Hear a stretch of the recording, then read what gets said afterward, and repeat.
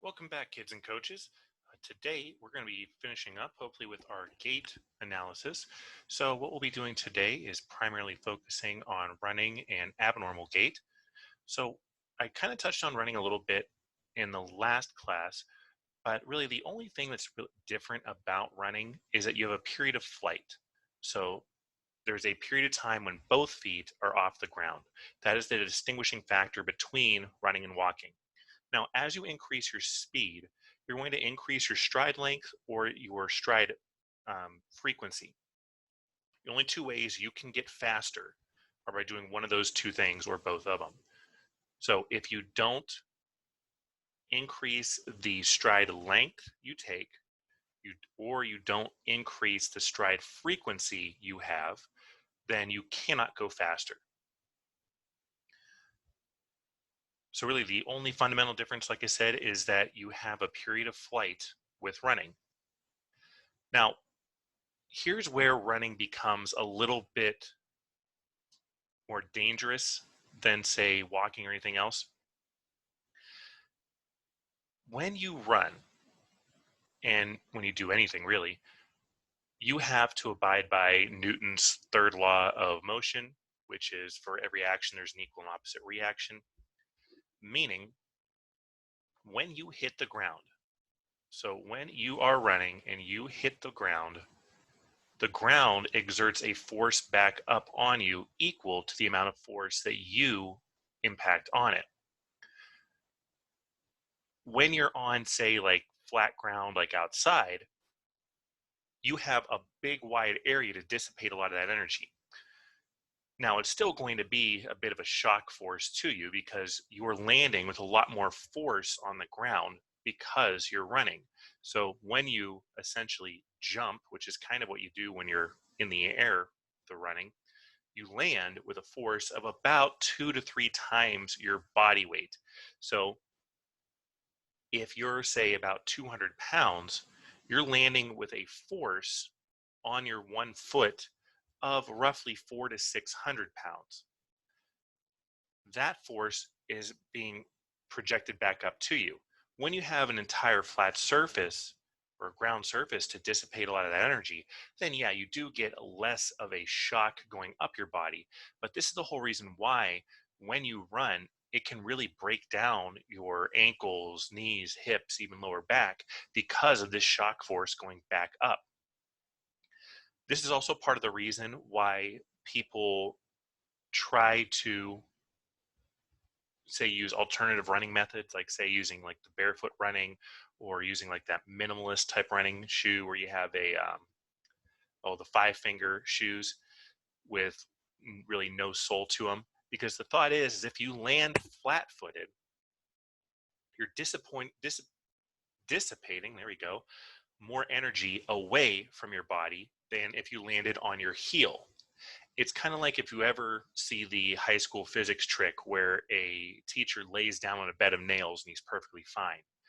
The whole reason why he's fine is because he has all of his force or his body weight dissipated equally throughout all the different points there.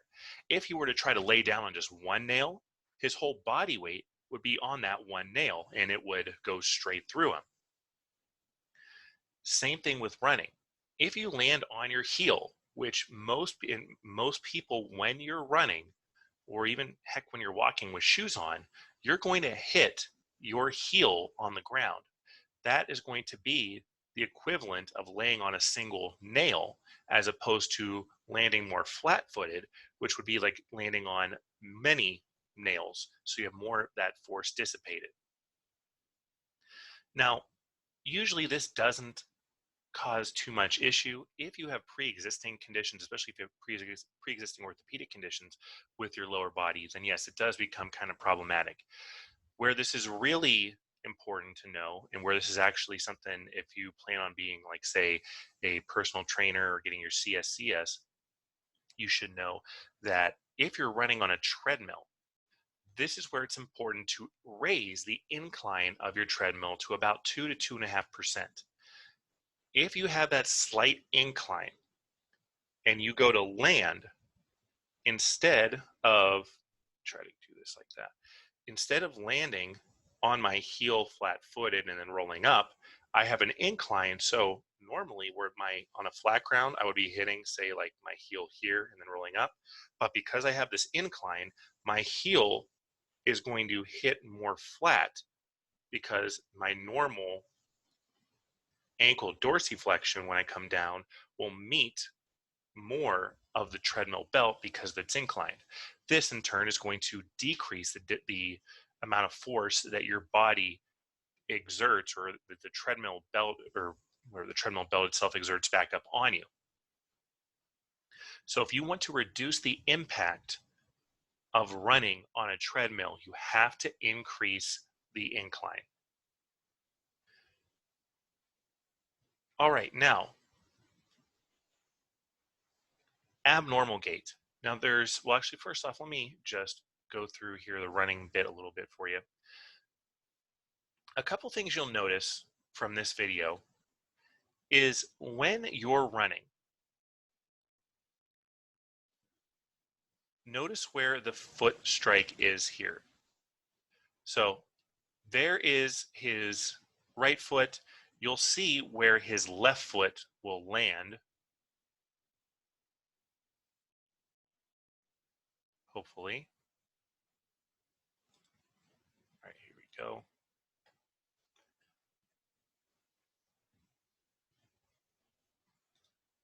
All right, so notice right foot lands, left foot lands, and they both land in the exact same space. When you're running and when you're even walking, you don't walk with your feet going outward. You're running with a slight arc to your feet so that you can stay in a straight line. If you try to walk where you keep your legs straight, you're going to waddle side to side. The whole reason why is you land in the center of your body to maintain your center of balance. If you landed off to the side, in order to make sure that you don't fall over, you have to balance or counterbalance yourself. So your running is going to be in a straight line so that you stay really on balance there. Now, if you also notice his foot and ankle here, when he is at liftoff, this foot is pretty much straight up and down. You have slight hip extension and you have knee flexion here. When he gets past that midpoint, so where his knees are in alignment, you notice now that his foot is coming out here into external rotation, and he's actually going to swing around his leg ever so slightly.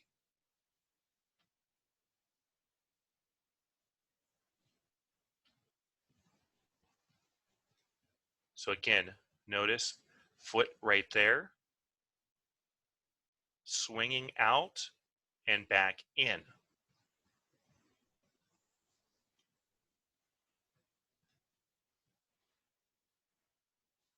So we'll mark here. Here's where his foot is right now. And when he lands, all the way over here. Now, granted, this looks like more of a misstep than anything because you can see how he is landing very pronated. So here's his foot. Here's his Achilles tendon. He's landing very pronated.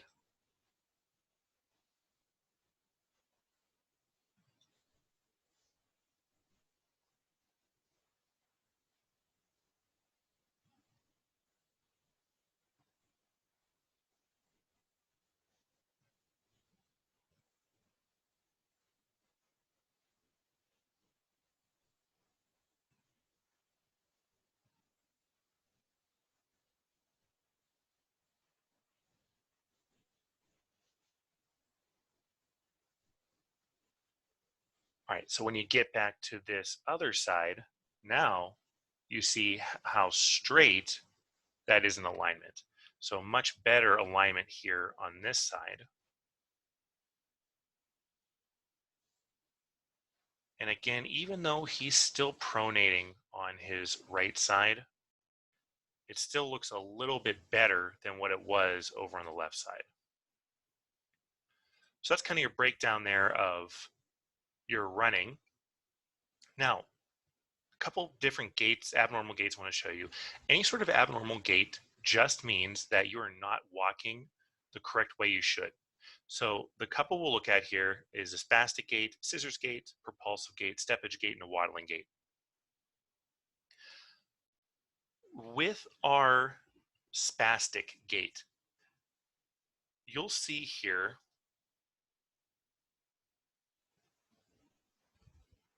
how the feet come out. So you notice the hips are internally rotated, feet are pointing inward. If she were to try to walk straight, her feet would hit each other. The knees also very close together. So to be able to actually function like this, you have to swing out and around to get that to work, or to get that clearance you need. And the other thing you notice is how she's dragging her toes. You'll see this again when we look at the really the steppage gait, the scissors gait. You'll see that's a pretty common thing there. But with this here, and really with anything where you have a toe drag, you're talking about a kind of foot drop where you have a weak or non-functioning tibialis anterior. You're not able to get dorsiflexion of the ankle. So the ankle's not able to come up. So when I walk, I have to bring my foot up to step forward, then I roll down. If I can't do that and my feet stay down and I go forward, I drag my toes. It's a very big tripping hazard there. So this is what you would see for your spastic gait. Now for a scissors gait you're going to see most often in people who have cerebral palsy. So with a scissors gait, you'll see it's somewhat similar to the spastic gait, but it kind of forms like this scissor pattern. So we'll see how this person walks here. Now the reason it's called a scissors gait, and you can see it kind of right here, the knees go inward and the feet go outward, forming what would look like a pair of scissors.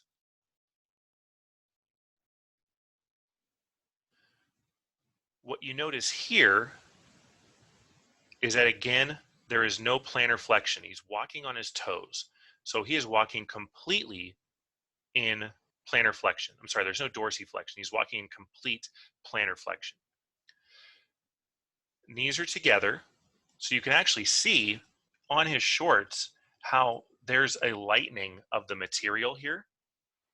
And that most likely is caused just from the friction of those rubbing together. When you look at this scissors gait, you have really your thighs together and your feet apart.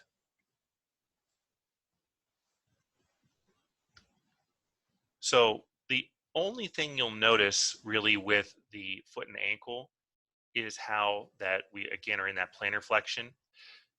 You're not, when you do this, you're not getting in as much movement with both the hips for hip flexion, and the knees stay pretty well flexed in a fixed position. The reason why his hips are turning so much, so he's rotating so much, is to get or to help propel his feet through the actual gait cycle. So he's rotating his hips to get his foot to come forward because he's lacking in that ability to flex his hip to get his hip forward. So you rotate to the side because that's going to force your leg forward when you can't bring it forward through hip flexion. So there is your scissors gait. Now, when we look at a propulsive gait, this is what you're going to see if you have Parkinson's disease. A propulsive gait is typically signaled by a couple things. First off, you're going to have very, very short strides. So you'll notice when I show you the video here, the strides are going to be very short and very choppy. You'll also see the upper body leaning forward. It leans forward, or you lean forward to try to act as a counterbalance, but you have to also lean forward in the same proportion that your feet are stepping, or else you'll fall forward. You'll notice a lot of times with a propulsive gait here that the steps are short and choppy, but then they become faster and faster to try to catch up with the body. This is what usually results in a fall. The last thing to notice, and this would actually, you would see this a lot more if you compare different people who have different stages of Parkinson's disease, but the arm swing is going to be very minimal. The more advanced you are with Parkinson's disease, the less arm movement you'll have. So instead of walking where your arms are pumping back and forth, you'll see that the arms stay virtually at the side unmoving.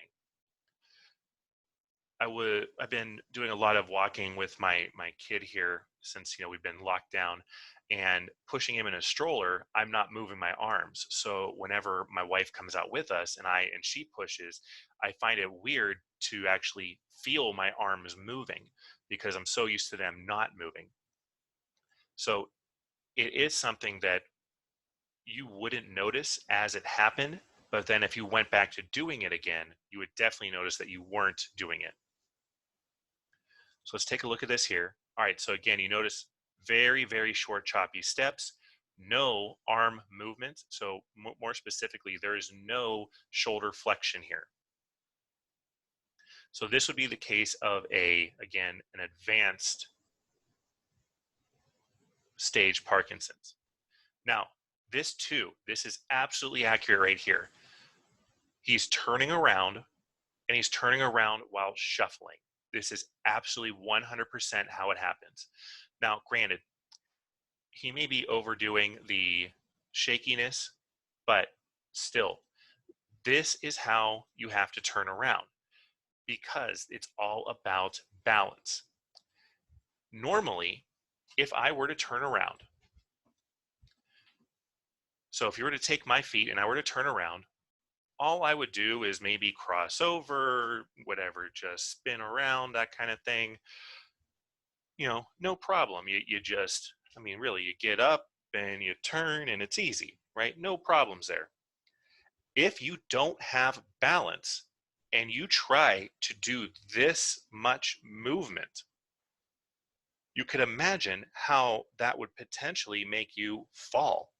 So you'll see that when people with advanced Parkinson's turn, they turn by essentially marching in place. Very, very, very minimal movement, because any movement you do, you have to take balance into account. So you're going to see these very, very short, choppy steps to be able to turn you all the way around. Another thing you would notice with someone with Parkinson's disease is if they were to try to carry something. So like the basic test that's used for this is carrying a tray of food, or carrying a tray with say a cup on it or something like that. You won't be able to turn while carrying a tray because it's going to throw your balance off too much. And think about like a school lunch tray. Those are pretty light. They're really maybe a pound, something like that. I guess maybe like 2 if you're really pushing it. But just that minimal amount of weight is enough to really throw your balance off. So the propulsive gait, that's what you're going to see when you get into advanced stage Parkinson's. Steppage gait, this is a result of a foot drop proper. So with a foot drop, remember that your tibialis anterior is not functioning. Tibialis anterior runs the front of your shin. It allows you to dorsiflex your foot. So if you put your hands right on the sides of your shin, if this is my shin bone, my tibia right here, right on the side of it, so if I go right just laterally to it and I lift my toes up, you will feel this flex. And heck, you can even see it right here. Yeah, that's definitely a walking muscle there. But anyway, this is weak or paralyzed when you have a foot drop. So when I have a foot drop and I go to lift my foot up, actually I'm gonna turn this way so I don't hit my trash can. And I hope you all are enjoying my nice, sandal tan line there.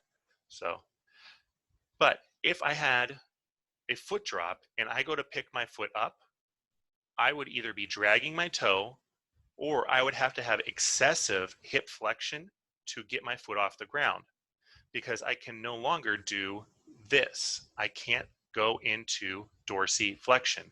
So when I try to pick my foot up, my toes point down. It would just be like my toes are just slack there. You'll see foot drops occur in many people who have like some sort of neurological issue, or if they have an injury to their lower extremity, that can definitely cause it. So it's not all that uncommon. Where you see it really predominantly though is in diabetic patients. So if you have diabetic nerve pain or peripheral neuropathy associated with diabetes, this is where you'll see a lot of this.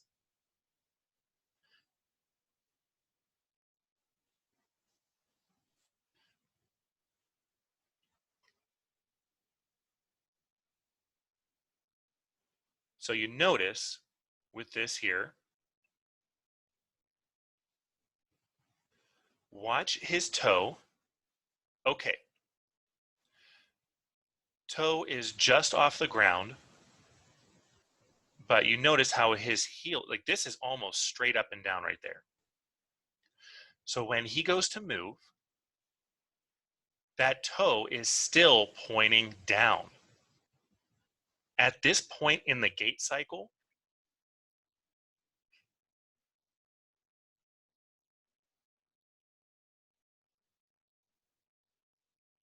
you should start. So when he's in his initial to mid swing, you should start getting that toe to start coming up.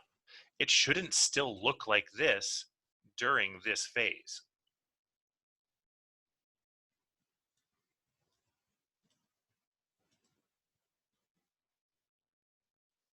And even his left foot shows it even better. So if we watch his left foot, notice there that this toe is still coming forward on the ground. He can't lift it up.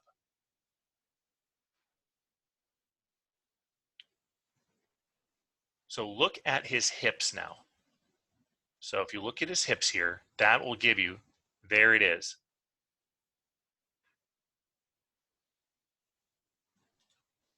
You see how big his right hip flexion is? Look at that. Right hip flexion right here. Now compare that to what you see with the left leg.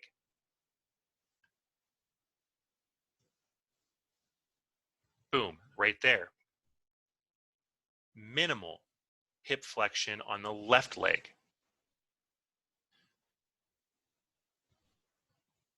So he is more affected, I would say, on his right side than he is his left side. The only reason why you are having the excessive hip flexion, so the only reason why the hip has to come up higher, is just because you can't dorsiflex the foot. If I can't dorsiflex my foot and I try to have a regular gait, I'm going to drag my foot or I'm going to hit my toe on the ground. So it's a big fall hazard. We talked about this a little bit on Monday, but one of the things that's commonly used is a I don't think I have a picture of it here.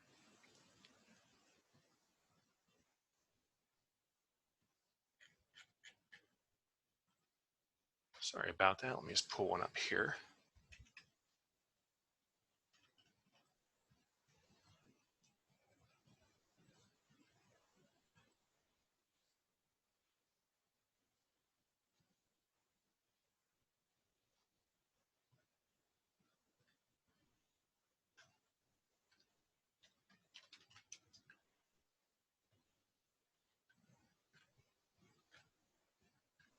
But anyways, what you'll have is it's a heel lift.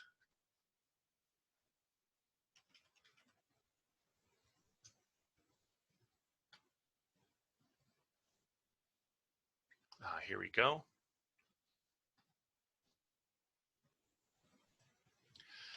So this here, you'll notice that this is worn. It's just a plastic little orthotic that you tie around your calf, and then this piece is just a plate that goes around, or I'm sorry, around underneath your foot, and that's it. All this does is it's a firm surface that keeps your foot in a neutral position. So now when you step forward, your foot will not drop down, it'll stay neutral, meaning that even though you still can't dorsiflex, by having it at a neutral position, so having your foot neutral instead of plantar flexed, will allow you to propel through with minimal hip flexion, so you don't have to really alter your gait to walk.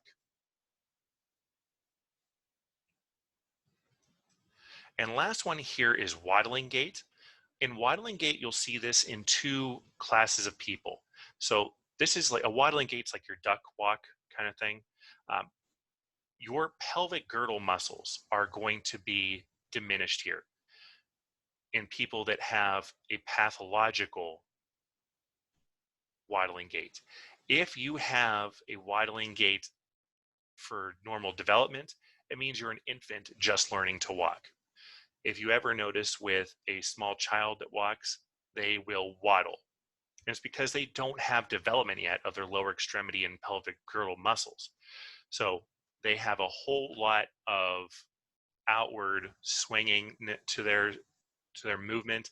They have little knee flexion, a lot of hip outward rotation, and a lot of hip flexion, minimal hip extension. So you notice here, minimal knee flexion,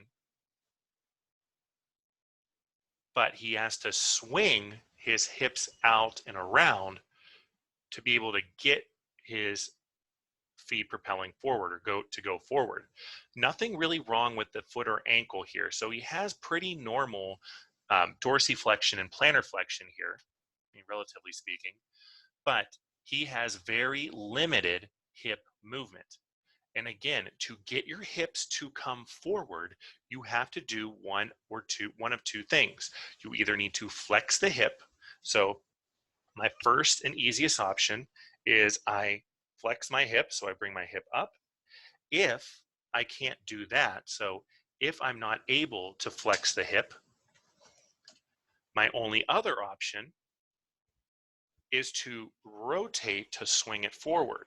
If I rotate, that's going to help me to get my hip forward. So ideally, I want to flex the hip, but if I can't do that, I want to rotate. Now, in the waddling gait, you'll notice that you sway to the side and you swing through. Sway to the other side, swing through. This is different from our scissors gait because our scissors gait has our thighs adducted. And then we have to swing through because we have our thighs adducted. We can't clear the hip movement there.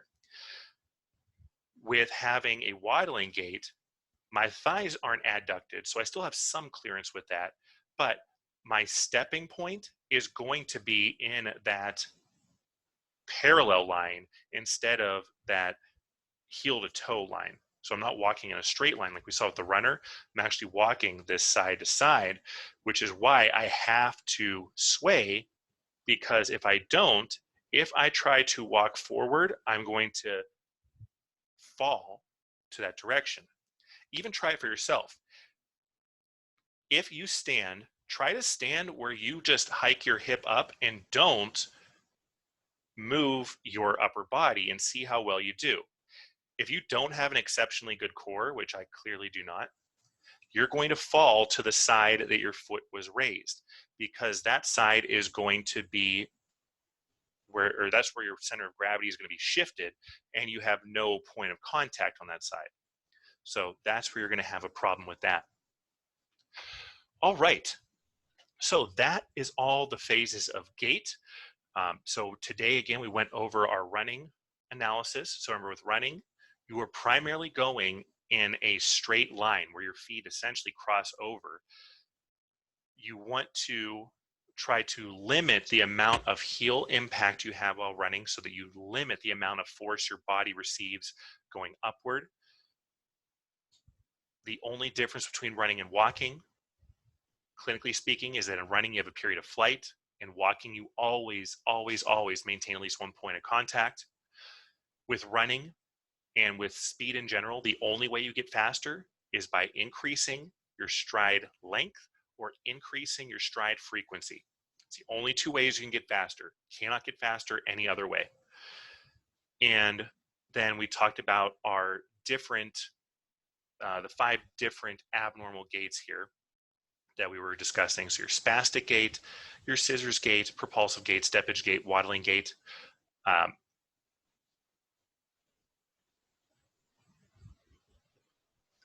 Yeah, so that's really about it for today. So next time we will be getting into more of the functional anatomy and sports movements, and then we will move on from there. So I will see you all hopefully on Monday.